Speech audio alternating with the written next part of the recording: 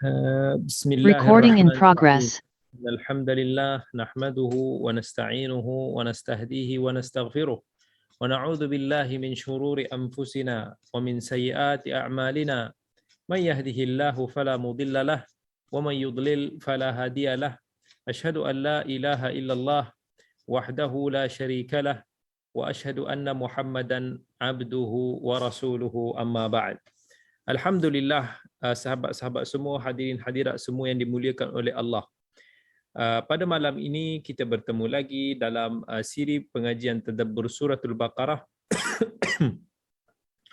Dan sebelum itu kita mengalu-alukan juga semua yang menonton bersama daripada Facebook, daripada Zoom dan juga di live IG. Dan juga kita ucapkan terima kasih juga kepada Global Ihsan yang menganjurkan kuliah ini. InsyaAllah moga-moga malam ini akan memberikan kita manfaat bersama dalam siri kita cuba untuk nak memahami kitabullah melalui suratul Baqarah. Pada minggu yang sudah kita berhenti pada ayat 74 yang mana Allah pada siri-siri yang lepas tu telah menceritakan tentang banyak kisah-kisah Bani Israel. Beberapa kisah Bani Israel yang Allah ceritakan yang menunjukkan betapa mereka ini sering mengulang kesilapan yang sama, mereka ini selalu berdegil dan menunjukkan sikap-sikap yang tidak sepatutnya. Maka bila Allah SWT telah berhenti ataupun cerita tentang Bani Israel ni pada ayat yang 74, maka Allah SWT cuba untuk nak memperingatkan kepada Bani Israel yang kemudiannya, para Yahudi yang kemudiannya, Allah nak cerita tentang pendirian nenek moyang mereka yang terdahulu. Kan, macam mana kitab-kitab yang diturunkan ke atas mereka, tentang rasul-rasul yang diutuskan kepada mereka. Kemudian pada ayat yang penghujung sekali, 74 sebelum ini, Allah menyifatkan tentang hati mereka yang sangat-sangat keras. Personality, karakter mereka yang begitu degil lah yang Allah sifatkan lebih keras daripada batu.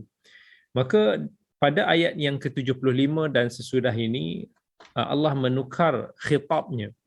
Khitab ni maksudnya Allah menukar person yang mana disampaikan ataupun yang dicakap itu.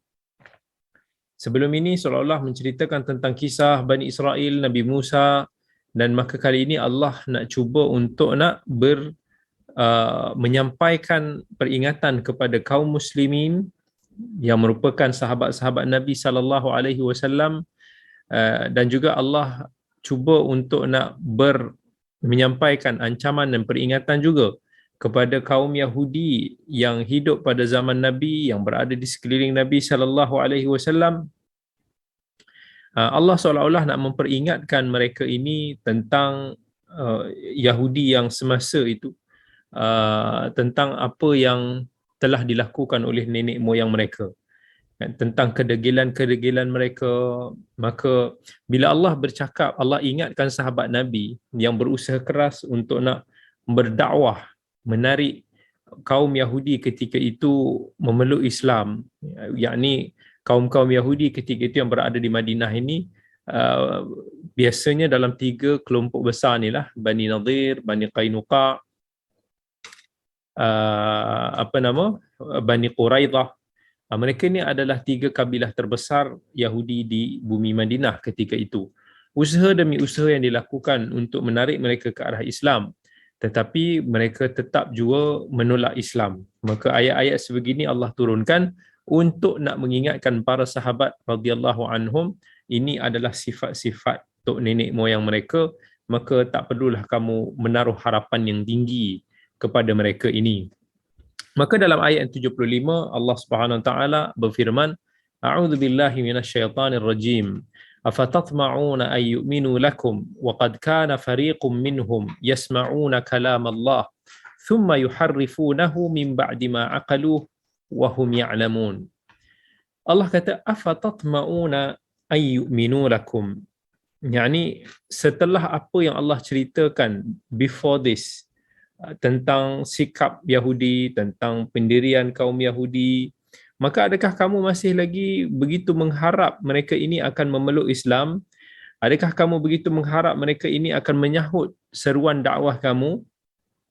Maka bila Allah kata afatatma'un, seolah-olah ayat itu adalah berbentuk pertanyaan, tetapi pertanyaan di sini maksudnya adalah untuk nak mengingkari. Maksudnya dalam konteks bahasa Arab ada juga pertanyaan ini yang bukan untuk nak mendapatkan jawapan, tetapi contohnya listib'ad, untuk nak menjauhkan konten yang ditanya itu daripada realiti semasa.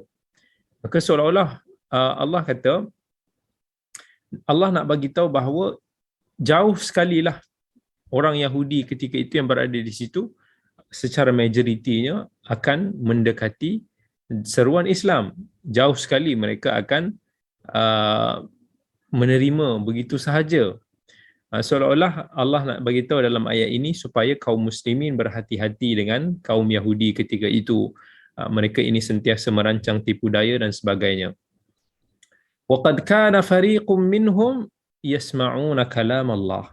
Sedangkan segelintir daripada mereka ini yang telah pernah ataupun pernah mendengar kalam Allah yang diturunkan ke atas mereka dalam kitab-kitab Taurat.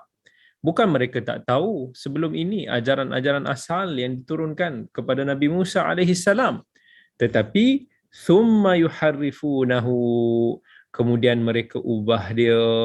Maksudnya mereka ubah kitab Taurat yang asal yang diturunkan kepada Nabi kita Muhammad, kepada Nabi Musa AS.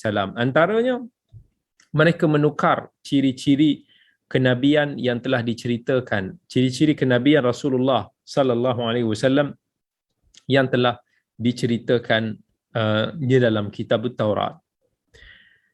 Mereka ubah.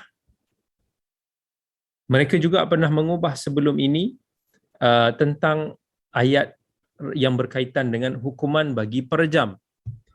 Ini ada disebutkan dalam hadis Nabi sallallahu alaihi wasallam. Mereka ini cuba untuk nak menutup ayat tersebut kerana mereka tak mau kelihatan sebahagian hukum-hukum mereka ini bersamaan dengan apa yang telah diturunkan di dalam Islam. Min ba'di ma aqalu, walaupun mereka ini sebenarnya faham, mereka ini tahu, tetapi mereka tetap mengambil, ini orang kata ulama-ulama Yahud lah, mereka ini tetap juga mengubah kitab Taurat asal itu walaupun mereka tahu. Wahum ya'lamun, sebab tu Allah kata mereka ini mengetahui tapi mereka ini pendusta dan mereka ini cuba untuk nak menukar ganti syariat Allah Subhanahu wa ta'ala.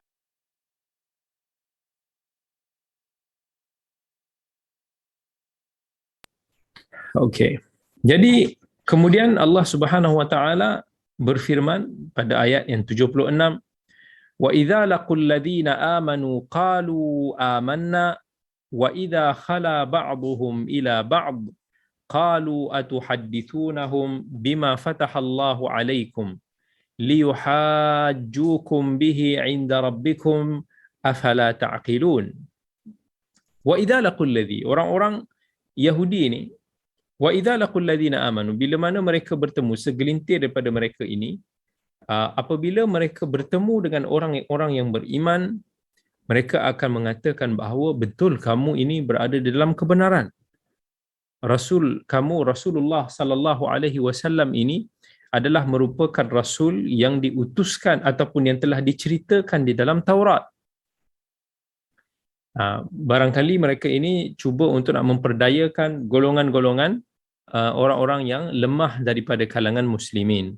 Macam ni juga Allah pernah ceritakan dalam surah Ali Imran, wa qalat ta'ifatum min ahli alkitab aminu billadhi unzila 'ala alladhina amanu wajhan nahar wakfuru akhirahu la'allahum yarji'un.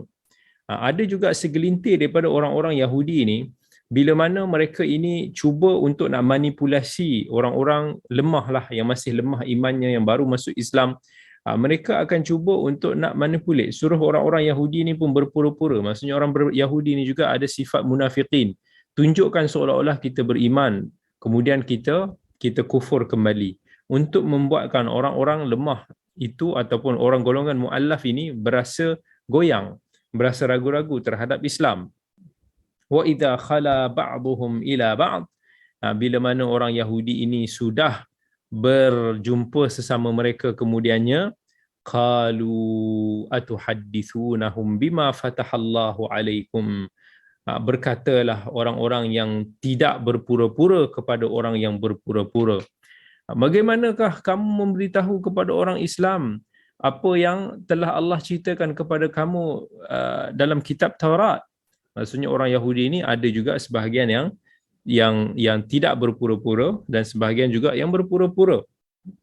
Liyuhajjukum bihi 'inda rabbikum, dan seolah-olah kamu nak cuba menjadikan hujah apa yang kamu cerita tentang Taurat itu ke atas mereka. Dan kalau kita perasanlah, ayat ini mirip dengan ayat dalam ayat yang ke-14 dalam suratul Baqarah sebelum ini. Allah ada kata, wa idza laqul ladzina amanu qalu amanna wa idza khalau ila syayatinihim qalu inna ma'akum innama nahnu mustahzi'un. Orang munafikin sama juga. Orang munafikin ni bila mana dia berjumpa dengan orang-orang Islam, dia akan mengatakan bahawa mereka ini beriman. Wa idza khalau ila syayatinihim, tetapi apabila mereka telah bersendirian bersama dengan syaitan-syaitan mereka, orang-orang jahatlah, kepala-kepala mereka ini, mereka kata tak, kami tetap geng dengan kamu, tetapi kami cuba untuk nak memperdaya, memperlekehkan mereka.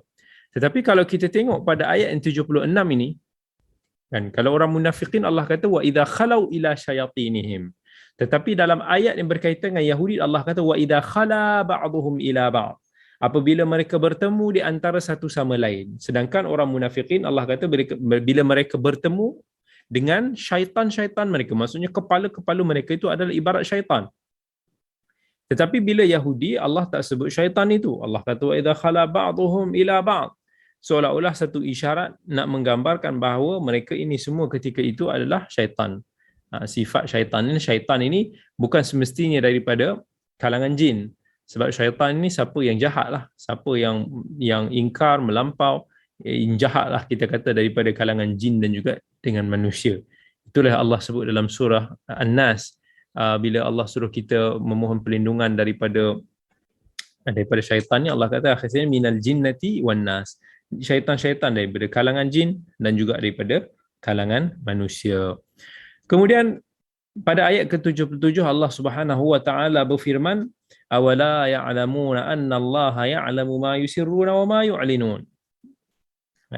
Maksudnya tak ada apa yang tersembunyi di sisi pengetahuan Allah Subhanahu wa taala.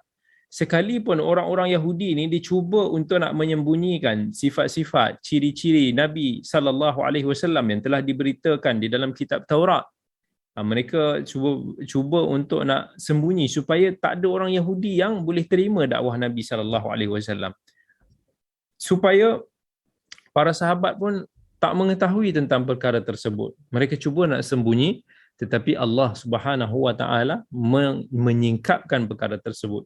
Kerana Allah Subhanahu wa taala Maha mengetahui. Ya'lamu ma yusirrun, Allah mengetahui apa yang mereka sembunyikan, wa ma yu'linun, apatah lagi apa yang mereka tidak sembunyikan. And kalau kita nak tengok juga, bila sifat yang Allah kata pada orang-orang Yahudi ni, mereka ini menukar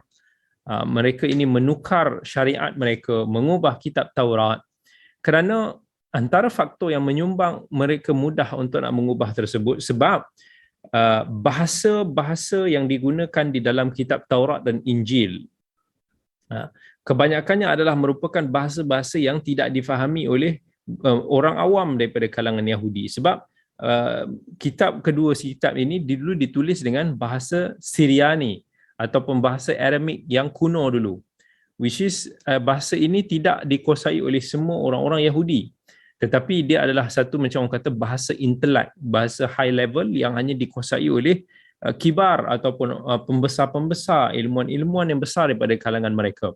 Jadi kerana kejahilan masyarakat Yahudi ketika itu, maka kesempatan itu telah dipergunakan oleh ulama-ulama, pendeta-pendeta Yahudi ini untuk menukar, mengubah kitab suci mereka apa yang sesuai dengan hawa nafsu mereka. Dan ini Allah telah tekankan di dalam ayat berikut. Allah sebut dalam ayat 78, wa minhum ummiyuna la ya'lamuna al-kitab illa amaniya wa inhum illa yadhunnun. Wa minhum ummiyun, sebab ada daripada kalangan Yahudi terdahulu ni, mereka ini buta huruf, tak tahu nak baca, tak tahu nak menulis. La ya'lamuna al-kitab. Mereka ini tidak tahu nak membaca Taurat dan tak boleh nak memahami kitab Taurat. Illa amani. Kecuali apa yang mereka dengar daripada apa yang dibacakan oleh pendeta-pendeta mereka. Mereka tidak faham. Kat sinilah pengajaran yang perlu untuk kita ambil. Bila kita nak belajar kitabullah, seperti mana kita sedang tadabbur suratul Baqarah, kita cubalah sedaya upaya untuk nak mendalami ataupun nak menambah kemahiran kita di dalam bahasa Arab. Sebab bahasa Arab adalah bahasa yang digunakan di dalam Al-Quran. Sekalipun mungkin kita katakan Quran ini adalah diterjemahkan, kita boleh baca terjemahan, kita boleh faham, yes, it's good. Tetapi kalau kita nak faham, orang kata daqaiqil umur, nak faham sesuatu benda yang lebih detail, yang lebih memberikan kefahaman dan lebih touch kepada diri kita, maka kita cuba kena hayati sikit sebanyak, kena tingkatkan sikit penguasaan kita dalam bahasa Arab. Bukanlah kata kita nak jadi kata profesor dalam bahasa, tidak.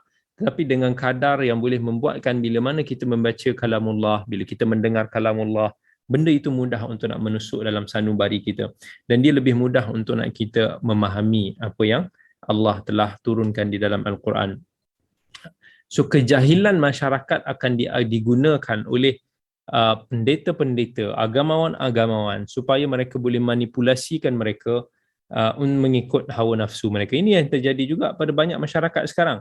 Contoh bila kita tengok sekarang ni diceritakan tentang khurafat. Kan, siapa yang membawa amalan-amalan khurafat ini ke dalam masyarakat kita? Golongan-golongan yang dipanggil sebagai ustaz-ustaz juga. Golongan-golongan yang diangkat oleh masyarakat sebagai tuan-tuan guru contohnya. Kan, sebab masyarakat tidak tahu, masyarakat ramai yang jahil.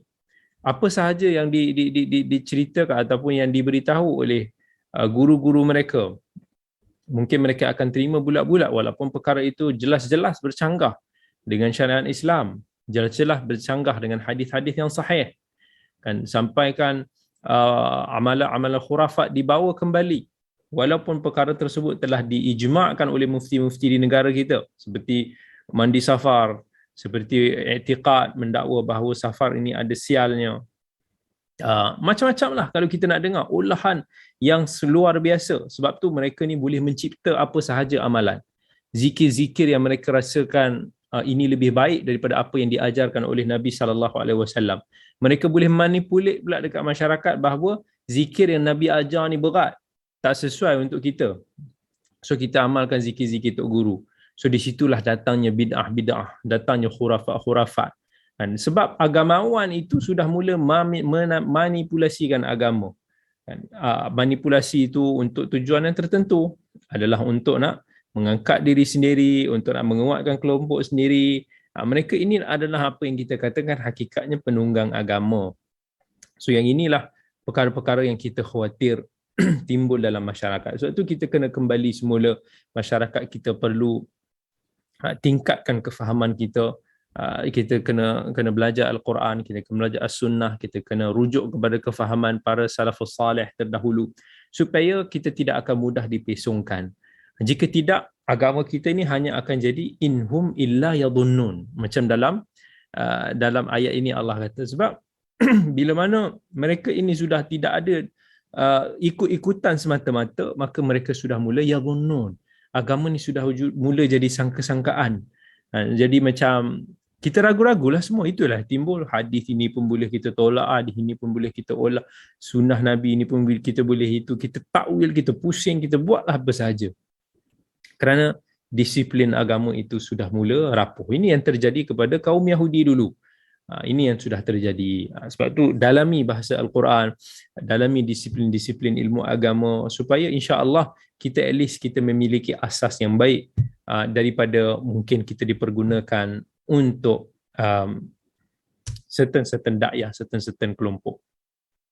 Kemudian dalam ayat yang ke-79 ini Allah Subhanahu Wa Taala sambung lagi, fawailul lilladzina yaktubuna alkitaba biaydihim thumma yaquluna hadha min indillah liyashtaru bihi thamanan qalila fawailul lahum mimma katabat aydihim wa wailul lahum mimma yaksibun.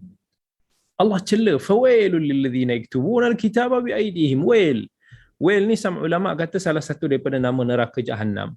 Tetapi ianya biasanya digunakan dalam konteks yang menunjukkan kemusnahan, yang menunjukkan kepada azab, kebinasaan, kan, ataupun kecelakaan kepada al-muharrifin, orang-orang yang menukuk tambah, yang dok cuba untuk nak mengubah suai kitab-kitab suci mereka.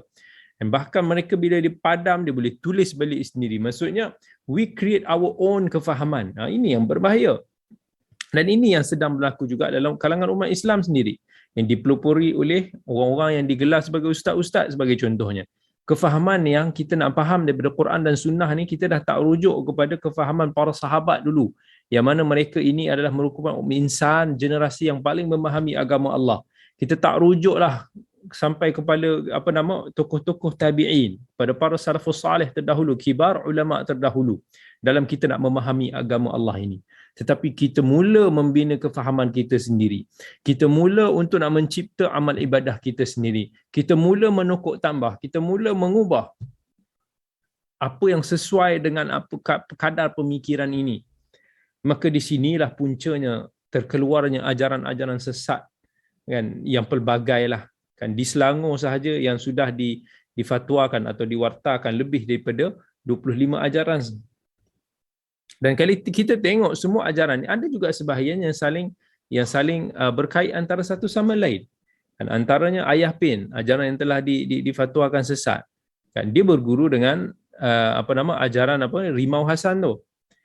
Dan ajaran Rimau Hasan ni juga antara yang difatwakan sesat oleh Fatwa Kebangsaan.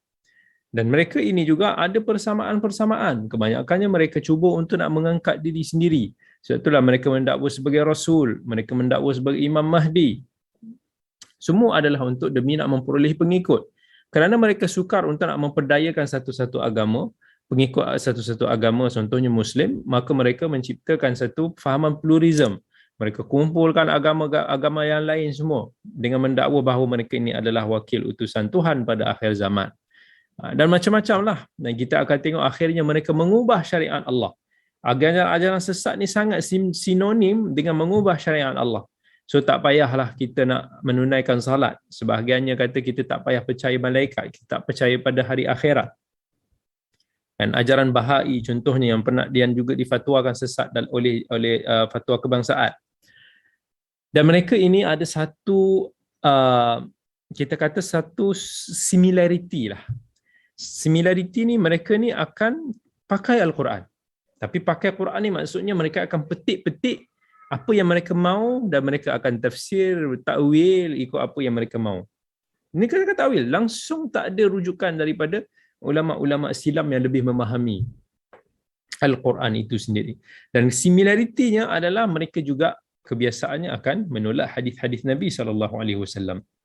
Kerana mereka jahil tentang hadis Nabi. Mereka tidak mampu untuk nak menguasai disiplin-disiplin ilmu hadis. Quran tak apa. Sebab dia ada, Quran telah dibukukan, senang nak petik. Mereka boleh manipulate makna. Tetapi hadis, kat mana mereka nak jumpa hadis? Yang bertaburan, yang ada berpuluh ribu di luar sana, yang nak kena cari kitab itu, nak kena cek kesahihan. Di luar daripada kemampuan yang mereka mampu. Sebab tu hadis ni senang mereka tolak. Dan kalau mereka nak pakai hadis, dia akan menjadi hujah ke atas mereka yang mana akan membuktikan mereka kesilapan mereka sendiri. Tapi hari ini malang sekali ramai daripada masyarakat kita tengok betapa jahilnya ummah, betapa lemahnya iman. Kumpulan-kumpulan macam ni ramai pengikut. Bahkan lebih ramai orang-orang yang membawa ke arah khurafat ni, orang yang membawa ke arah benda-benda yang pelik dalam agama ni, kalau dia buat live ni, senang-senang dia boleh tapau berkali ganda live yang kita buat biasanya. Itu satu apa yang kita boleh tengok. Dari situ je kita boleh faham macam mana keadaan ummah kita, masyarakat kita pada masa kini. Maka Allah cela orang-orang yang suka-suka je dia ubah syariat Allah, dia ubah agama Allah ni. Ini sifat Yahudi dulu ni. Wail. Al-wail ni orang Arab ni selalu dia akan gunakan dalam perkara yang menunjukkan kebinasaan. Wail ini juga dari segi asal bahasa Arab maksudnya al-halak. Al-halak wal adab, kemusnahan dan juga azab. Seolah-olah doa bagi mereka. Dia orang dah lah ubah agama ni. Dan kemudian mereka mengatakan thumma yaquluna hadza min indillah. Mereka mendakwa bahawa lah inilah apa yang Allah cakap. Ya, inilah sebenarnya yang dituntut untuk nak kita lakukan. Ini merupakan satu pendustaan yang paling besar. Pendustaan yang paling keji. Kerana mereka menisbahkan segala penyelewengan itu kepada Allah Subhanahu wa taala. Kenapa? Liyashtaru bihi thamanan qalila. Dia orang sanggup buat macam tu kerana semata-mata untuk nak mendapatkan habuan sedikit yang dunia ni, yang tak ada apa ni. Mungkin kerana kepentingan dunia, mungkin kerana jawatan-jawatan tertentu, mungkin kerana kedudukan-kedudukan tertentu, mereka sanggup menjual agama Allah dengan membeli dengan habuan-habuan yang Allah sifatkan ini sebagai harga yang sangat-sangat murah. Itu sifat mereka. Jadi sama juga dalam kita ni, dalam agama kita ni sama. Orang-orang yang menunggang agama untuk nak mendapatkan habuan diri sendiri ataupun untuk nak ada tujuan-tujuan tertentu. Yang mana mereka ini bersembunyi di sebalik kuasa. Mereka ini bersembunyi di sebalik badan-badan kebajikan. Mereka ini bersembunyi di sebalik bisnes-bisnes untuk nak melarikan produk. Macam-macam kalau kita tengok, orang sanggup mereka ini menggunakan agama semata-mata kan untuk mencapai hasrat peribadi ataupun hasrat duniawi. Kan yang lebih dahsyat adalah jika perkara tersebut melangkaui batas yang telah dibataskan oleh syarak. Kan sampai nak jual telur ayam pun nak kata telur ayam yang halal.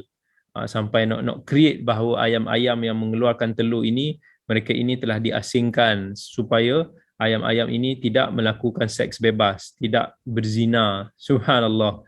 Itu sampai ke taraf itulah nak memperbodohkan ummah. Kan begitulah.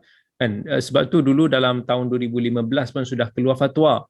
Kan Negeri Pahang pun ada keluarkan fatwa, Perlis pun ada keluarkan fatwa yang melarang daripada menggunakan kata produk ruqyah ni untuk nak dijual atas nama agama ni lah. Sebab dia boleh disalahguna. Begitu juga dengan produk-produk yang menggunakan nama-nama sunnah ini.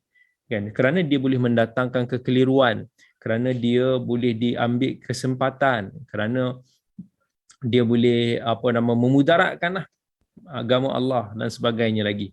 Ini antara golongan-golongan yang sangat dicela oleh Allah Subhanahu wa taala. Fawailul lahum mimma katabat aydihim wa wailul lahum mimma yaksibun. Kan celakalah, binasalah orang-orang yang menulis agama ini dengan tangan mereka sendiri, suka hati mereka je nak kata halal dan haram.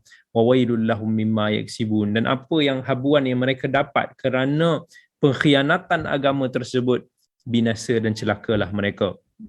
Jadi ayat ini merupakan satu peringatan berat kepada orang-orang yang suka-suka untuk nak mengubah syariat Allah Subhanahu wa taala.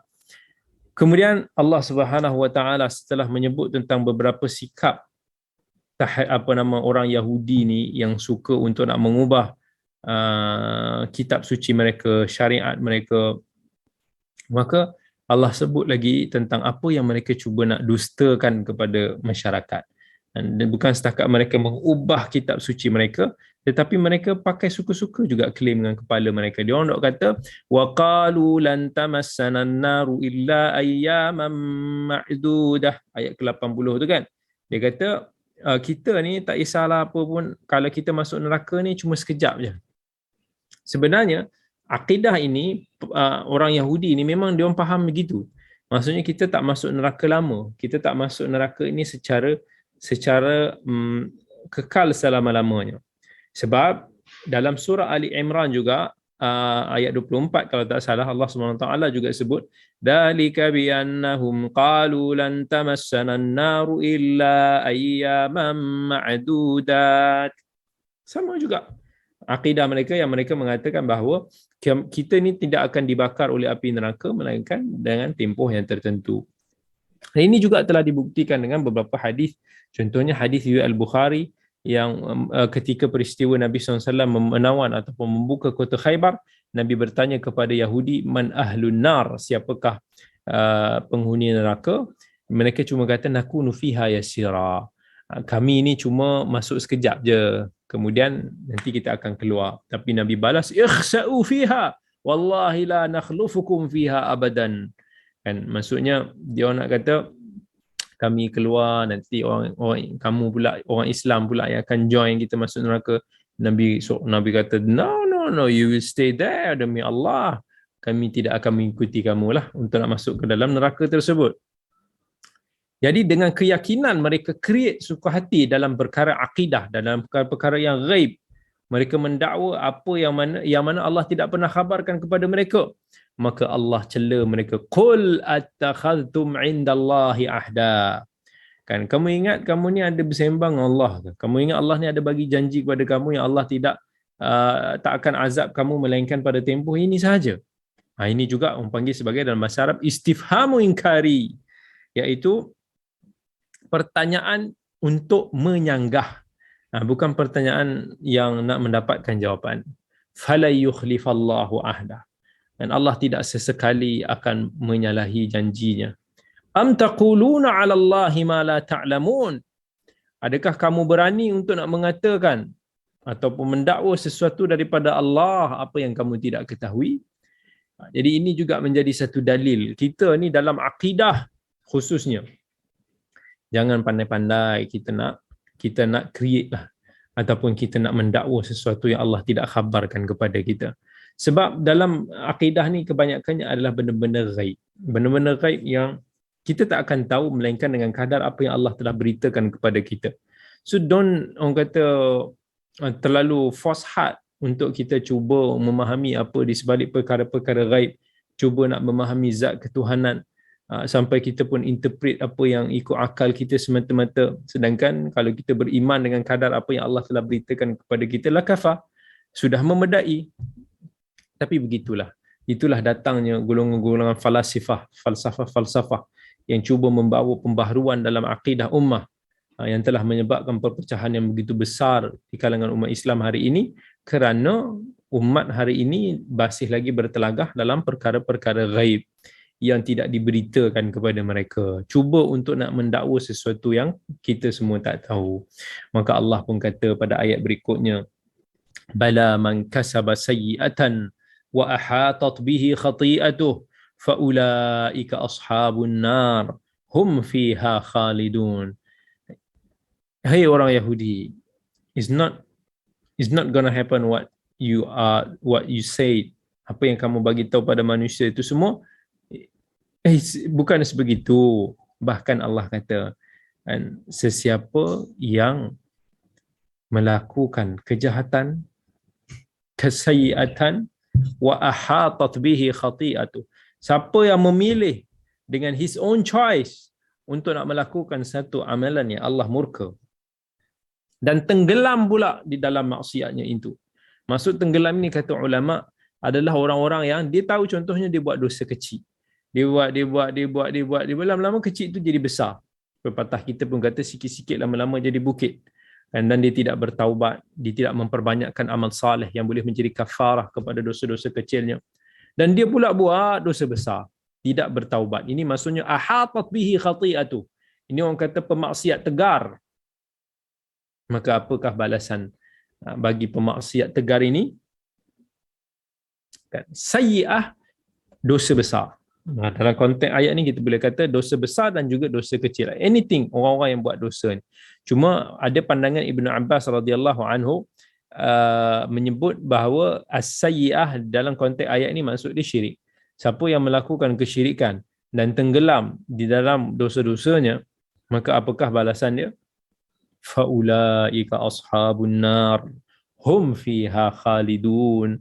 Mereka ini akan mendapat, ataupun mereka ini adalah penghuni api neraka, dan mereka pula akan kekal di dalamnya selama-lamanya. Bukan sekadar syirik, tetapi duk buat maksiat yang berbagai macam-macam lagi. Ini mirip dengan ayat 123 dalam surah An-Nisa. Laisa bi amaniyikum wala amani ahlil kitab man ya'mal su'an yujza bih wala yajid lahu min dunillahi waliyan wala nasira. Siapa yang melakukan kejahatan, mereka akan dibalas. Dan ketika itu mereka tidak akan mendapati selain daripada Allah siapa-siapa pun yang akan menjadi pelindung dan penolong mereka. Kemudian Allah menyebut tentang golongan yang opposite. Pada ayat 82 Allah kata walladzina amanu wa amilus salihati ulaika ashabul jannah hum fiha khalidun. Sebaliknya pula Allah menyebut tentang orang-orang yang beriman, orang-orang yang beramal saleh. Dia bukan sekadar beriman, kita nak beriman dan juga beramal saleh. Orang yang hanya mengatakan kami Muslim, kami beriman dengan Allah, tetapi mereka tidak mencukupkan diri dengan amal yang saleh, maka mereka itu tidak layak mendapat syurga Allah. But bila kita ada iman, kita mesti juga sertakan dengan amal yang saleh. Maksudnya iman ini konten bagi maksud asyhadu an la ilaha illallah wa amilus salihat, dan juga mengerjakan amal-amal yang saleh. Inilah maksud daripada syahadah kita yang kedua, wa asyhadu anna Muhammadar Rasulullah. Sebab siapa lagi yang nak menunjukkan kita cara kita beramal dengan satu amalan yang boleh diterima oleh Allah, amalan bersesuai dengan agama Allah, selain daripada Rasulullah sallallahu alaihi wasallam. Wahyu Allah diturunkan kepada Nabi yang mengajarkan kepada kita, dan Nabi tidak wafat melainkan agama Allah ini telah disempurnakan. Al-yawma akmaltu lakum dinakum wa atmamtu alaikum ni'mati wa raditu lakumul Islam dina. Dalam surah Al-Maidah Allah kata, pada hari ini aku telah sempurnakan agamaku dan aku telah sempurnakan nikmatku dan aku telah redha Islam itu menjadi agama kamu. Kerana itu kata Imam Malik, apa yang tidak menjadi agama pada zaman Nabi sallallahu alaihi wasallam, pada hari ini juga ia tidak menjadi agama bagi kita. Sebab itu jangan kita pandai-pandai duk cipta itu dan ini atas nama agama. Sedangkan apa yang telah ada pada zaman Nabi itu sudah sempurna. Adakah kita mendakwa Nabi SAW tidak menyampaikan keseluruhan agama Allah ini sampai kita boleh buat kira-kira apa sahaja yang kita suka? Tidak.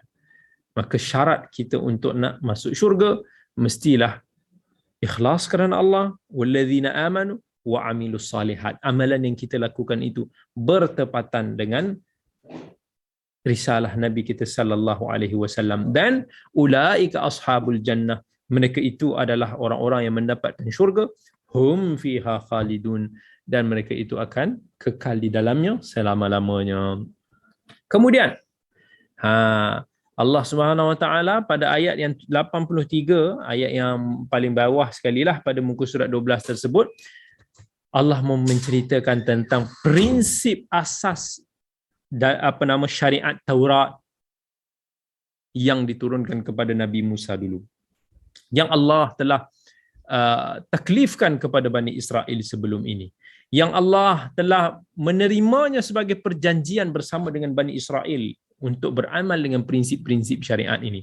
Ini telah diturunkan sejak zaman Nabi Musa alaihi salam, dan prinsip ini juga bertepatan dengan syariat Islam yang diturunkan di dalam Al-Quran. Sebab itu kita kena faham, kebanyakan prinsip asas bagi agama samawi, agama langit yang Allah turunkan, sama ada Taurat, Injil ataupun dalam Quran, memiliki prinsip agama syariat yang sama, kecuali beberapa perincian. Sebab itu dalam ayat ini, apa yang Allah ceritakan ni, walaupun Allah nak bagi tahu this is what Allah syariatkan dalam kitab Taurat kepada umat Nabi Musa daripada kalangan Bani Israel, this is the same as apa yang Allah always ulang-ulang di dalam Al-Quran. Apakah prinsip itu? Itulah yang ada di dalam ayat 83. Allah kata, wa idh akhadna mithaqa bani Israila la ta'buduna illa Allah wa bil walidaini ihsana wa dhil qurba wal yatama wal masakin wa qulu lin nasi husnan wa aqimus salata wa atuz zakah ثم توليتم إلا قليلا منكم وأنتم معرضون وإذ أخذنا ميثاق بني إسرائيل لا تعبدون إلا الله. Perjanjian yang Allah ambil dengan Bani Israel dulu, yang pertama sekali menyembah Allah tanpa mempersekutukannya. This is the basic, the asas kepada tauhid di dalam mana-mana agama samawi. Tetapi Prinsip ini telah dipadamkan di dalam agama Yahudi dan Kristian pada hari ini. Prinsip asas bagi mana-mana agama samawi tidak boleh mempersekutukan Allah, tidak boleh mensyirikkan Allah, menyembah Allah semata-mata yang Maha Esa. Tetapi lihat apa yang terjadi dalam kalangan Bani Israel. Mereka mengatakan Uzair adalah anak Tuhan. Dan orang Kristian pula mengatakan Nabi Isa adalah anak kepada Allah. Mereka mencipta asas konsep Trinity, 3 in 1. Mereka telah melanggar prinsip asas yang pertama sekali diturunkan di dalam kitab-kitab suci mereka. Di sinilah makna kepada risalah bagi kesemua para nabi dan rasul. La ilaha illallah. Dalam surah Al-Anbiya ayat 25 Allah mengatakan وَمَا أَرْسَلْنَا مِنْ قَبْلِكَ مِنْ رَسُولٍ إِلَّا نُوحِي إِلَيْهِ أَنَّهُ لَا إِلَهَ إِلَّا أَنَا فَاعْبُدُونَ. Allah kata, tidaklah kami utuskan sebelum kamu wahai Muhammad daripada kalangan Rasul, melainkan kami akan menurunkan wahyu kepada mereka, iaitu risalah untuk menyeru manusia. Katakanlah la ilaha illa ana fa'budun. Tiada Tuhan melainkan aku, yakni Allah. Fa'budun, maka sembahlah aku semata-mata. This is the asas syariah bagi syariat Islam maupun syariat Taurat. Tetapi mereka telah memotong, kita kata mencantas syariat Allah yang ini. Wa yaqta'una ma amara Allahu bihi ayyusal. Mereka telah memotong apa yang telah Allah perintahkan untuk disambungkan. Wa idza khadna mithaqa bani Israil la ta'buduna illa Allah. Itu yang pertama sekali. Maksudnya dalam hubungan kita dengan Allah, the main basic thing yang perlu kita jaga adalah kita tidak mempersekutukan Allah. Dan perkara yang kedua adalah yang tertakluk kepada hubungan kita dengan manusia. Hablum minallah wa hablum minan nas. Maka siapakah manusia yang paling utama untuk nak kita jaga? Ini juga apa yang Allah pesan kepada Bani Israel dulu. Wabil walidaini ihsana. Kita buat baik kepada orang tua kita. Kita mentaati mereka, kita tawaduk di sisi mereka, kita berinteraksi mereka dengan cara yang baik, khususnya ketika mereka sudah tua. Sebagaimana yang Allah sebut di dalam suratul Isra, wa qada rabbuka alla ta'budu illa iyyahu wa bil walidaini ihsana. Allah telah perintahkan untuk kita tidak mempersekutukan Allah. Kita sembah hanyalah Allah. Wabil walidaini ihsana. Dan Allah mengatakan bahawa kita kena berbakti kepada orang tua, buat baik kepada mereka. Imma yablughanna indakal kibar ahaduhuma aw kilahuma fala taqul lahumā uffin wala tanharhuma wa qul lahumā qawlan karīmā. Bila ibu bapa kita ni sudah sampai ke waktu yang tua, seorang ataupun salah seorang daripada mereka, maka janganlah kita membantah mereka walaupun dengan cara yang sangat halus. Uf ni macam kita duk merengeh lah. Begitulah. Wala tanharhuma, janganlah kita mengherdik mereka. Wa qul lahumā qawlan karīmā, sebaliknya katalah mereka dengan kata-kata yang mulia, kata-kata yang boleh menggembirakan mereka. Ini adalah pesanan Allah kepada Bani Israel sejak daripada zaman Nabi Musa alaihi salam. Hak al-walidain, hak orang tua ini antara hak yang sangat dititik beratkan di dalam Islam. Bukan hanya sekadar Islam, tetapi bahkan dalam syariat Nabi Musa alaihi salam. Dan kalau kita renungkan dalam Al-Quran, Allah Subhanahu wa taala 3 kali Allah menyebut kalimah wa wassaynal insana biwalidayhi ihsana wa wassaynal insana biwalidayhi husna. Kami telah berwasiat supaya kamu berbuat baik kepada orang tuamu. Surah Luqman, Suratul Ahqaf, Allah ada memberikan wasiat pesanan yang sedemikian rupa. Kenapa? Kerana manusia ini selalu terlupa. Allah tidak menggunakan kalimah perintah. Allah tidak menggunakan kalimah meminta. Allah menggunakan kalimah yang lebih kuat daripada itu semua. Allah kata wasiat. Manusia ni bila mana dia berwasiat bermakna dia dah nak mati. So bila dia wasiat ni, dia akan suruh orang semua ingat, pegang dengan wasiat dia. Seolah-olah bila Allah kata wasainal insan, kami berwasiat, kita pegang, kita ingat. Masa mak ayah kita ni suruh kita buat benda yang kita tak suka. Masa mak ayah kita buat perangai-perangai yang boleh mendatangkan kesedihan, kemarahan kita. Dalam keadaan kita rasa nak cuba melawan mereka. Dalam keadaan kita cuba untuk nak mengecewakan mereka. Dalam keadaan kita cuba untuk nak mengetepikan mereka. Ingatlah bahawa mereka adalah wasiat daripada Allah Subhanahu Wa Taala untuk kita bersabar, untuk nak kita sentiasa menjaga perlakuan kita di sisi mereka. Barangkali dalam hati kita menangis, tetapi kita tetap mengukirkan senyuman demi untuk nak menggembirakan mereka, demi untuk mencari keredaan mereka. Kerana redha Allah itu terletak pada redha ibu bapa. Redha Allahu fi ridhal walidain wa sakhatullah fi sakhatil walidain. Dan kemurkaan Allah itu terletak pada kemurkaan orang tua. Khususnya bila mak ayah kita dah tua. Dan ini Allah sebut dalam suratul Ahqaf. Kan, bila Allah kata hatta idza balagha ashuddahu wa balagha 40 sanah. Dan Allah ingatkan kita buat baik kepada orang tua kita, khususnya ibu kita, kerana ibu kita ni telah mengandungkan kita, membesar kita kesusahan demi kesusahan. Kemudian bila mana kita sudah menginjakkan diri kita, usia kita dalam kancah dewasa. Kan, hatta idza balagha ashuddahu wa balagha 40 sanah. Allah sebut dua fasa. Satu fasa dewasa, satu fasa 40 tahun. Fasa dewasa ni Allah tak limitkan. Dia boleh jadi berbeza mengikut zaman, mengikut tempat. Mungkin kita boleh kata fasa dewasa pada uruf keadaan dalam negara kita ni adalah fasa yang mana seseorang itu sudah mula berdikari. Fasa selepas dia keluar daripada universiti. Fasa ketika mana mereka sudah mula mencari pekerjaan masing-masing, membina rumah tangga. Yang saya boleh kata agak lebih kurang sekitar umur 25 tahun, 27 tahun sekitar itu adalah fasa dewasa bagi uruf masyarakat kita sekarang. Ketika mana kita sedang dalam keadaan dewasa, kita sedang menstabilkan ekonomi kita masih belum kukuh, kita sedang nak mencari kerjaya, dalam keadaan kita sedang berusaha untuk nak mencari mengukuhkan rumah tangga kita baru berkahwin, kita baru dapat satu anak, so kita akan berada dalam keadaan yang agak sukar daripada sudut economically.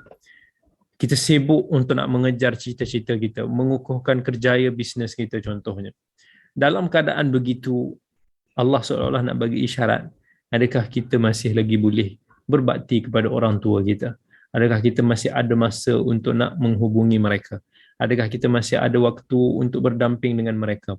Adakah masih lagi kita memiliki kesempatan untuk berkhidmat kepada mereka? Ataupun kita akan menggunakan alasan kesibukan itu dengan menghampakan mereka. Kemudian Allah sebut fasa yang kedua, 40 sanah, 40 tahun. Saya hampir-hampirlah belum masuk 40 tahun lagi. Tapi fasa 40 tahun ini kebiasaannya adalah fasa yang mana manusia ini sudah mencapai tahap kematangan. Manusia sudah mencapai tahap kestabilan. Dan ketika itu mungkin kerjaya manusia lebih stabil, pendapatannya lebih kukuh, keluarganya juga sudah lebih besar. Dalam keadaan dia senang, adakah ketika itu masih lagi dia mampu untuk berkhidmat kepada orang tuanya? Ataupun dia akan mencari-cari alasan lain untuk mengetepikan orang tuanya yang mungkin kesedihan di kampung, yang mungkin rindu akan kasih sayang daripada seorang anak. Maka Allah ingatkan kita tentang dua fasa tersebut. Dan saya tak nak ulas panjanglah tentang ini sebab saya dah tulis panjang lebar lah dalam buku yang baru saya tentang ibu dan ayah. Ibu ayah andaiku menangis air mata darah. Saya dapat tajuk ni sebenarnya daripada mak saya sendiri. Mak saya lah dia kata kat saya dulu saya masa kecil-kecil ni saya nakal. Sampai saya pernah membuatkan mak tu menangis banyak kali lah. Sampai satu tahap mak saya yang sangat kecewa, dia pernah kata, Mil, kau jangan sampai satu masa bila aku dah tak ada, kau menangis air mata darah masa tu, kau nak cari aku sekalipun, aku dah tak ada masa tu. So ayat tu cukup-cukup menyentak jiwa saya, dan sekarang ni bila saya teringat balik, saya pun judulkan dia lah sebagai judul buku ini. Tu panjang lebar lah saya cerita tentang ibu, ayah tu semua, tentang untuk memberikan kesedaran kepada kita semua lah. Bukan kesedaran kepada kita semua, tapi khususnya pada diri saya sendirilah. This is pesanan for me. This is the heaviest. Orang kata buku ni, tajuk ni yang paling saya takut nak cerita lah. Sebab tu macam saya beritahu, buku ni saya masih lagi tak bagi pada mak ayah saya. Sedangkan apa-apa buku yang saya tulis, saya akan bagi diorang first. But this buku masih belum sampai lah pada diorang. Saya masih lagi takut. Nanti bagi, nanti dia orang kata, ni kau dah tulis ni, kau kenalah buat apa yang kau tulis. Itu kita jadi kita pun jadi cuak juga kan. Baik, itu adalah peringatan daripada Allah Subhanahu Wa Taala yang kedua. Dan kemudian Allah ingatkan kita apa lagi? Yang ketiga, wabil walidaini ihsana wa dzil qurba. Dzil qurba ni siapa? Dia adalah kaum kekerabatan kita yang paling dekat. Maksudnya kaum kerabat kita, keluarga kita. Keluarga kita ni ada hak yang perlu kita jaga. Kita kena jaga hubungan dengan mereka, kita kena bina silaturahim dengan mereka. Silaturahim dalam Islam, kenapa dinamakan sebagai silaturahim? Sebab dipinjam kalimah rahim ni daripada rahim seorang wanita. Kerana rahim wanita inilah yang melahirkan anak-anak. Daripada rahim wanita inilah terbinanya keluarga. Jadi bila terbinanya keluarga itu, kita ni dipanggil silah ni menyambungkan hubungan kekeluargaan. So betulkan istilah, kalau kita dengan kawan kita, kita tak panggil sebagai silaturahim. Kita mengunjungi kawan kita, kita tak kata mengeratkan silaturahim, tak. Tetapi dengan kawan-kawan kita ke, yang sahabat kita yang tak ada pertalian darah, kita panggil sebagai ukhuwah. Kita menyambungkan ukhuwah, menguatkan ukhuwah. Tetapi keluarga kita panggil silaturahim, sebab kekeluargaan ini diambil kira daripada kita ni semua daripada rahim. Mungkin kekeluargaan kita depends, rahim mak kita ke, rahim nenek kita ke, sebab kita daripada situ. Ini satu menyambungkan silaturahim ni sebenarnya antara satu daripada ibadah yang besar di sisi Islam. Dia mempunyai kesan yang sangat besar juga dalam kehidupan kita sekiranya kita amalkan silaturahim. Ramai orang pada hari ini bila dia nak murah rezeki contohnya, dia sampai gunakan alasan kerja ni semua untuk nak mengabaikan silaturahim. Kita dah jarang berhubungan dengan adik-beradik kita abaikan mereka, kita kaya seorang-seorang, kita tak bantu kaum keluarga kita. Sedangkan penyambung silaturahim ini adalah punca untuk kita mendapat keberkatan hidup dan dimurahkan rezeki. Dan kita kena percaya sebab Nabi yang kata dalam hadis riwayat Al-Bukhari, Nabi SAW sebut, man ahabba ayyubsata lahu fi rizqihi wa yunsa'a lahu fi atharihi falyasil rahimah. Siapa yang suka nak diperluaskan rezeki dia? Siapa yang nak rezeki dia luas? Kalau saya boleh tengok orang angkat tangan, saya rasa semua orang akan angkat tangan. Kita semua nak rezeki yang luas. Wa yunsa'a lahu fi atharihi, yang ditafsirkan sebagai keberkatan umur yang panjang. Tak semestinya kita hidup nak panjang ni kena hidup sampai 80 tahun, tidak. 70 tahun, tidak. Tetapi keberkatan umur ni, even kalau orang tu meninggal pada usia 40 tahun sekalipun, tapi dia meninggal seperti mana Imam Nawawi, 40 tahun yang penuh barakah, seolah-olah usia ni panjang, legasi dia panjang, sumbangan dia banyak, seolah-olah dia masih lagi hidup beribu-ribu tahun lamanya. Maka siapa yang nakkan dua kelebihan dan fadilat ini, apa kata Nabi SAW? Falyasil rahimahu. Sambungkanlah silaturahim. Saya kebetulan ada juga kenal orang yang Masya Allah very concern lah about menghubungkan silaturahim.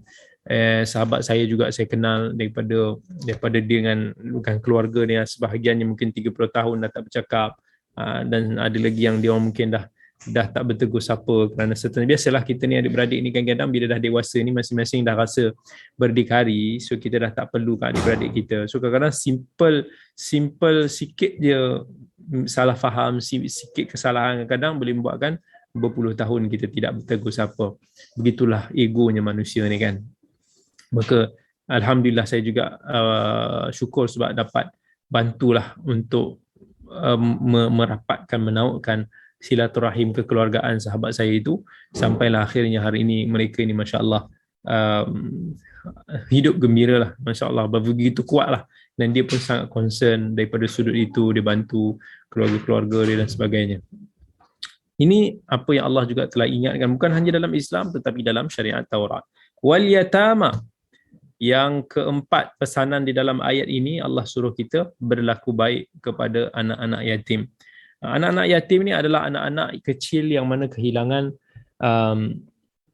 orang tua mereka lah. Berapa umur dia? It depends. Walaupun dalam kitab-kitab fiqh pun ada sebut sampai baligh, tetapi dalam konteks kefatwaan sekarang ini tidak digunakan baligh itu sebab uruf telah berbeza kan. Uruf sekarang ni even anak-anak orang tu baligh pun dia masih lagi macam budak-budak. Walaupun dia dah baligh tapi masih lagi tak matang, masih lagi tak mampu untuk nak berdikari dalam kehidupan. Dulu ialah umur 13, 14 tu biasalah umur lelaki pembaligh. Masa tu pun usia standard lah, anak-anak lelaki ni biasanya akan pergi bekerja, anak perempuan dah kahwin. So baligh itu boleh jadi satu penanda aras orang tu sudah masuk ke fasa dewasa. Tapi sekarang ni tak boleh lah kita nak kata macam tu. Orang 15, umur 20 masih lagi main Pokemon. So tak boleh kita nak tak boleh nak pakai lagi yang itu. So sekarang ini ada dalam perbincangan. Sebelum ini ada juga menetapkan anak yatim ini yang had usianya sampai 18 tahun. Tapi sekarang ni ada usaha untuk nak menaikkan sampai ke 21 tahun memandangkan uruf kita yang sudah semakin berbeza. Jadi berbuat baik kepada anak yatim ini satu perkara yang sangat diambil berat oleh syarak. Dulu memanglah takrifan yatim ni para ulama menyebut orang yang kehilangan ayah lah kan, sebab ayah ni pada zaman dulu adalah punca mata pencarian. So bila ayah tak ada maka keluarga itu pun sangat-sangat bermasalah. Tapi zaman sekarang ni pun kita boleh kategorikan mereka yang kehilangan ibu atau ayah lah. Dan kalau kehilangan ibu dan ayah kita panggil yatim piatu. Sebab zaman sekarang ni kerjaya ini sudah tidak hanya terhad kepada kaum lelaki, bahkan ibu-ibu juga bekerja. Jadi ibu-ibu juga mencari nafkah seperti mana seorang suami. Jadi anak yatim itu bila kehilangan salah satu daripada mereka ni juga, baik ibu ataupun ayah, dia akan meninggalkan satu impak yang besar dalam kehidupan mereka. Justru dalam Islam sangat mementingkan anak-anak yatim ini sebab mereka telah kehilangan manusia yang tadi tu kita bacakan ayat untuk nak berbuat baik kepada orang tu, mereka sudah tak mampu untuk nak laksanakan separuh daripadanya. Kan mereka kehilangan ayah selama-lamanya, mereka telah kehilangan ibu selama-lamanya. Dan itulah yang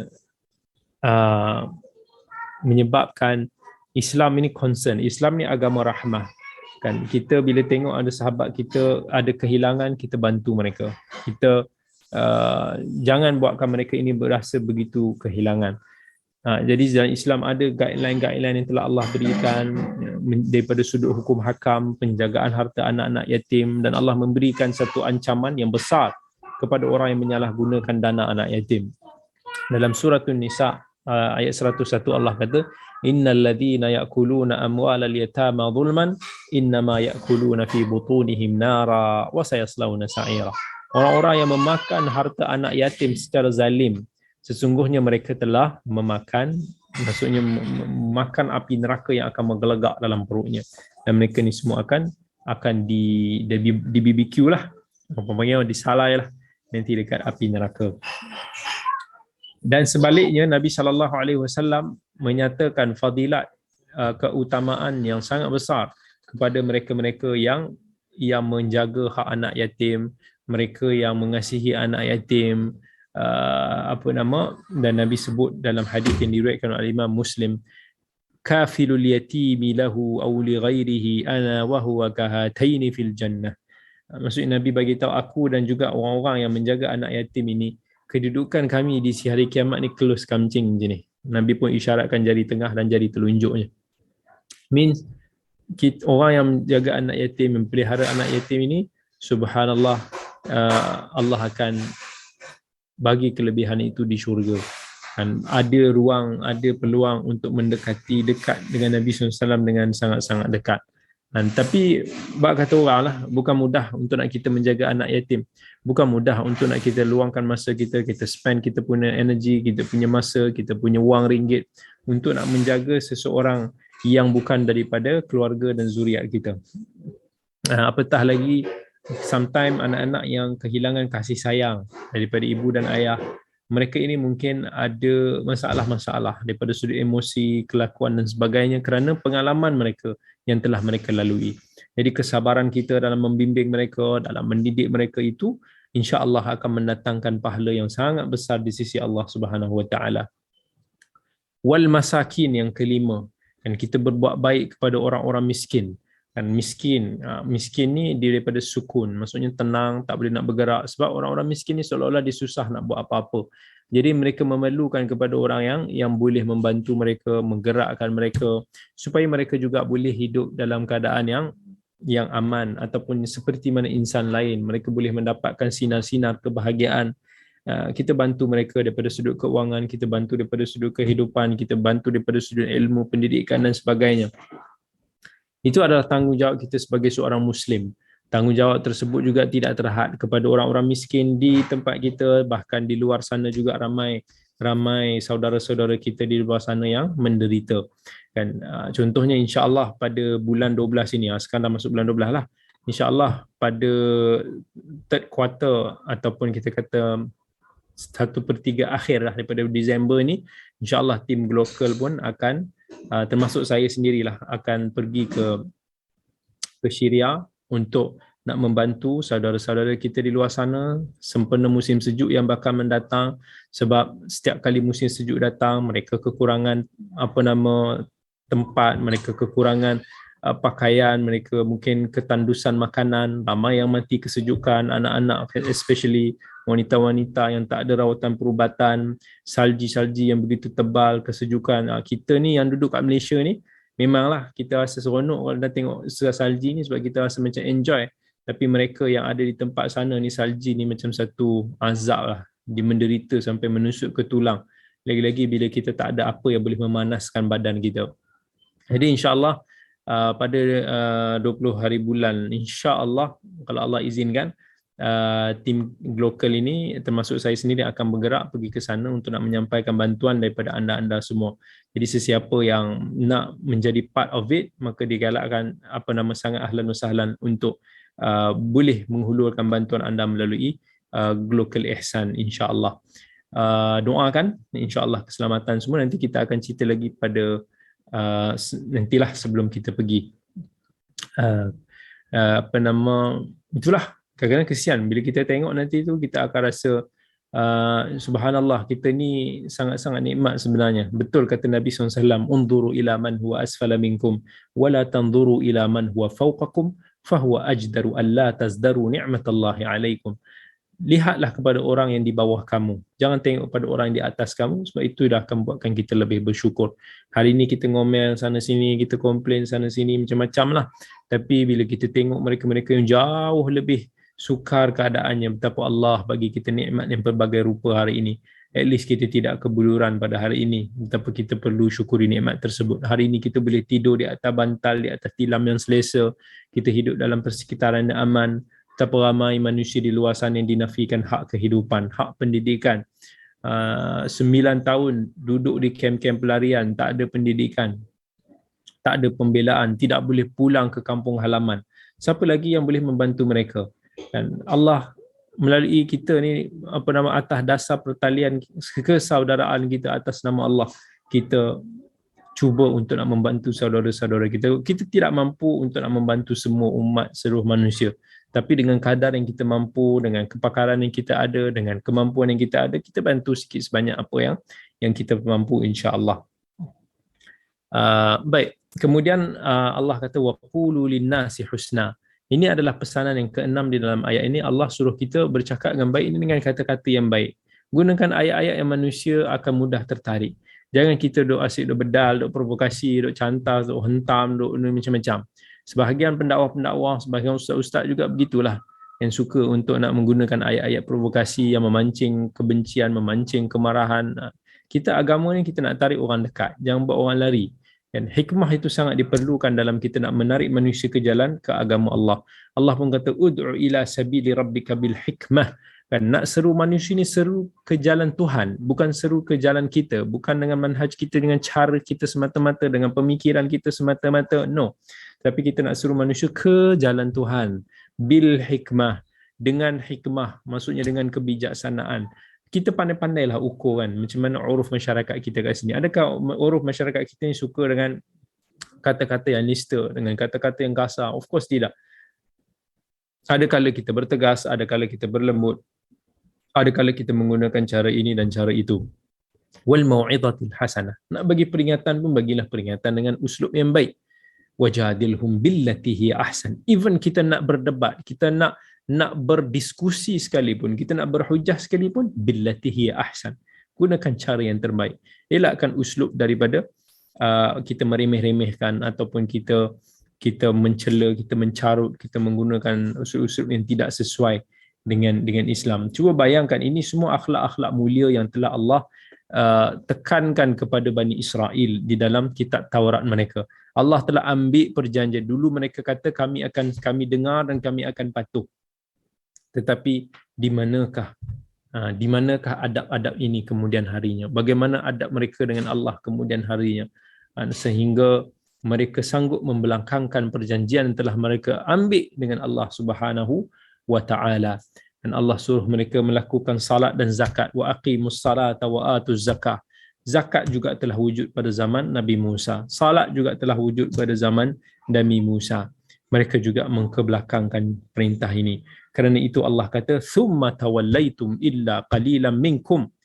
Kan akhirnya Bani Israel ni juga berpaling, majoritinya berpaling daripada mithaq ini, daripada perjanjian ini. Mereka menolak hukum hakam ini, menolak prinsip-prinsip ini. Illa qalilan minkum, kecuali sedikit daripada kalangan mereka ini, yang mana mereka ini masih berpegang dengan perjanjian ini, yang berpegang dengan hukum hakam ini. Biasalah golongan-golongan yang betul ni biasanya golongan-golongan yang sikit lah. Ghuraba, itulah orang kata illa qalilan minkum wa antum mu'ridun. Dan kamu juga orang Yahudi now, you are like your elders terdahulu, yang adat kamu ni suka untuk nak membantah, untuk nak menolak, untuk nak tidak berpegang dengan janji. Wallahu ta'ala alam. Saya kira sekadar itu sahaja dulu perkongsian kita pada malam ini. InsyaAllah kita akan sambung lagi tadabbur surah Al-Baqarah kita pada minggu yang akan datang. Baik, kita lihat pada ada beberapa soalan. Okay, banyak soalan ni sebenarnya. Kita tengok daripada bawah dulu. Alhamdulillah ada yang kata baru dapat buku ini semalam. Syukur Alhamdulillah. Moga bermanfaat. Moga memberikan kesedaran kepada kita semua. Sebab saya nak bagi tahu sebenarnya bila saya tulis buku ni lah, ini jangan kira untuk tak nampak sangat untuk anak-anak ni. Kadang-kadang kita ni orang tua lah.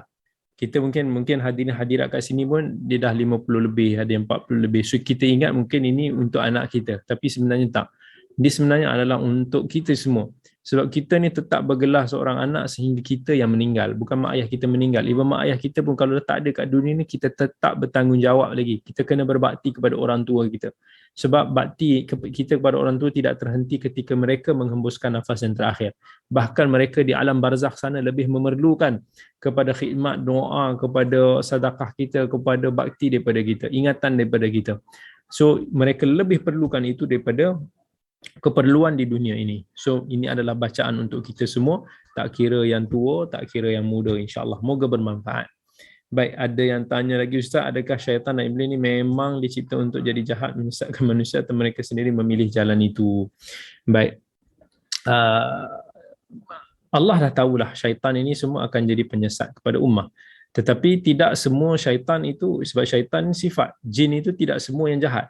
Kan ada jin-jin yang baik, dan iblis juga asalnya dah masuk geng malaikat, tetapi akhirnya dia memilih untuk mendurhakai Allah. Dan kemudian biasalah bila ada orang jahat, ada ramai pengikut-pengikutnya. Jadi daripada kalangan jin ada yang beriman dan ada yang kufur. Maka mereka yang kufur itulah mereka yang termasuk daripada kalangan syaitan, yang mereka ini semua akan mendapat azab mereka. Dan jin yang beriman ini pula mereka juga akan dihisab, dan mereka ini akan mendapat balasan masing-masing seperti manusia juga. Cuma perincian tentang alam jin ini tidak begitu diperincikan, melainkan apa yang dikhabarkan sedikit di dalam hadis Nabi, dalam Quran, ada dalam suratul jin dan sebagainya. Itu dalam kadar apa yang kita tahu. Wallahu a'lam. Salam sah, jika seorang itu tidak melakukan dosa besar tapi dia selalu melakukan dosa kecil kerana lemah iman, dalam masa yang sama dia banyak buat amal saleh sebab dia tahu dia susah nak kawal diri daripada dosa kecil, boleh selamat dari api neraka macam itu? Subhanallah, ini soalan yang sangat baik. Saya kira sebenarnya agama Islam, bila kita baca Quran kan, Allah kata innallaha ghafurur rahim. Allah ini maha pengampun lagi maha pengasih. Kan? Wa kana Allahu ghafurar rahim. Banyak sekali ayat yang menceritakan betapa kasih sayangnya Allah. Kan? Bayangkan, walaupun Nabi kata dalam hadis bahawa rahmat ini ada 101 sahaja yang kita dapat dekat dunia ni, 99 lagi Allah simpan dekat akhirat. But can you imagine the small part of the rahmah yang Allah ada turunkan kita kat dunia ni, kita tengok daripada sudut agama kita sahaja. Dan Allah dah kata wa atbi'is sayyi'atal hasanata tamhuha. Kan bila kita buat kesalahan, kita buat benda yang baik, dia akan memadamkan kesalahan tersebut. Bahkan man ja'a bil hasanati falahu asyru amsalha. Allah kata lagi dalam Quran, sesiapa yang melakukan kebaikan, satu amalan kebaikan, Allah akan bagi 10 ganjaran, 10 pahala. Tetapi wa man ja'a bis sayyi'ati fala yujza illa mithlaha. Tetapi siapa yang buat satu dosa itu, dia hanya akan dapat satu dosa itu sahaja, tidak digandakan dosa itu. So kita boleh faham, subhanallah, antara rahmat Allah. Bila kita buat satu kebaikan, kita dapat bergandu-gandu, lebih 10 bahkan boleh lebih. Tetapi kita buat jahat, itu satu je. Maksudnya potential untuk pahala kita lebih banyak daripada dosa kita should be more. Dan lebih amazing daripada tu, bila pahala kita ni lebih besar, lebih banyak, dia memadamkan pula dosa-dosa kita. Dan kemudian kalau kita tengok pada amalan-amalan, sebahagian daripada amalan, Nabi dah bagi tahu dia sebagai satu kafarah. Bayangkan, kita berzikir dalam hadis kata kita berzikir 33 subhanallah, alhamdulillah, la ilaha illallah, Allahu akbar selepas salat, kita akan kata diampunkan, ghufira lahu ma taqaddama min dhanbih. Dosa-dosa kecil kita akan diampuskan yang lalu. Kita ambil wuduk pun menitik-nitik, itu semua Nabi bagi tahu bahawa begitulah dosa-dosa kita akan keguguran. Amin kita dalam salat sama dengan takmin malaikah di langit juga akan diampunkan dosa kita. Banyaklah kita berjalan pergi ke masjid, satu perjalanan kita tu boleh naikkan darjat kita, satu tapak lagi akan menghapuskan dosa kita. Belum lagi kafarah daripada sudut musibah yang melanda kita. Jika ujian-ujian yang kita hadapi, kesedihan, kesukaran, kesakitan yang kita hadapi dengan penuh kesabaran, Nabi kata hatta syaukatu yushakuha, hatta duri yang menusuk kita sikit tu pun dia boleh menjadi kafarah kepada dosa kita. Seolah-olah kita boleh bayangkan Allah just want to hapuskan dosa-dosa kita dengan apa yang telah saya sebutkan tadi, syariat ni tadi. Allah nak bagi tahu is you're not supposed to have any dosa kecil lah. Dan bila mana kamu bertemu dengan Allah, if you still have many dosa-dosa kecil ni yang kamu bawa dalam Allah, means you are very bad people. Means amalan kamu ni kurang, kamu kamu punya kesabaran pun tak ada. Memang teruk lah. Maksudnya orang tu memang nak jadi pendosa. So insya-Allah selagi mana kita banyak melakukan amalan kebaikan dan manusia ini tidak terlepas dari dosa-dosa kecil, me and you and everyone, kita semua melakukan dosa-dosa kecil yang kita sedar dan kita tak sedar, but insya-Allah rahmat Allah, istighfar, kita bertaubat kepada Allah, amal saleh, sedekah jariah dan sebagainya, insya-Allah akan menghapuskan amalan kita, dosa-dosa kita yang telah berlalu. Wallahu taala alam. Baik, sekadar itu sahaja dulu perkongsian kita pada malam ini. Terima kasih banyak saya ucapkan kepada hadirin dan hadirat yang bersama dengan kita pada malam ini.